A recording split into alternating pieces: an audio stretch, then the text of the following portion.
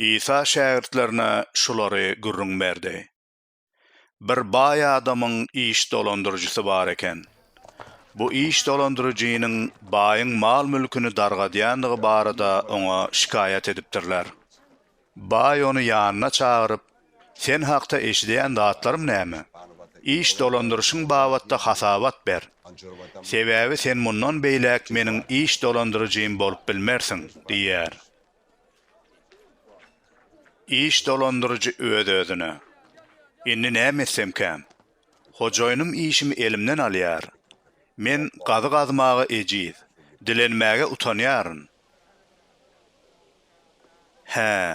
İşten kowulan wagtym halk meni öýüne kabul eder ýaly näme etjegimi bilýärin" diýip oýlanýar. Şeýlelikde ol hojaýynyna bergili adamlaryň baryny bir-birden ýanyna çagyrýar.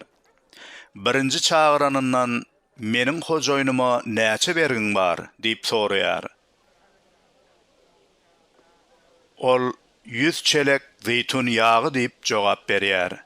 İş dolandyrjy oňa: "Dil hatyňy alla oturup, desene şonu 50 çelek diýip ýaz" diýär. Onsoň başga birinden "Seniň näçe bergiň bar?" diýip soraýar. Ol hem 1000 halta bugday diýip jogap berýär. Oňa da "Dil hatyňy alla şonu 800 diýip ýaz" diýär.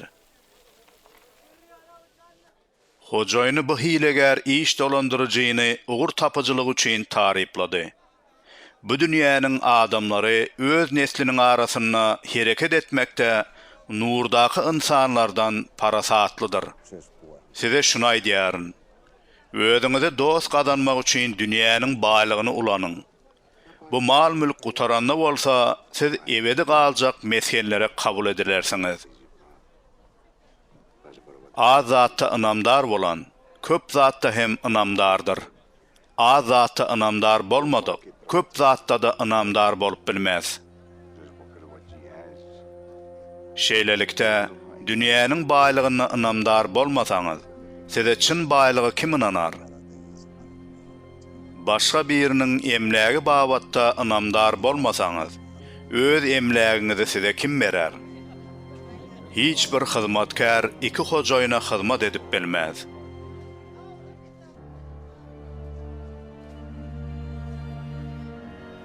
Ol ýa birini ýigrenip, beýleksini söýär, ýa da birine wepaly bolup, beýleksini äsgermezlik eder.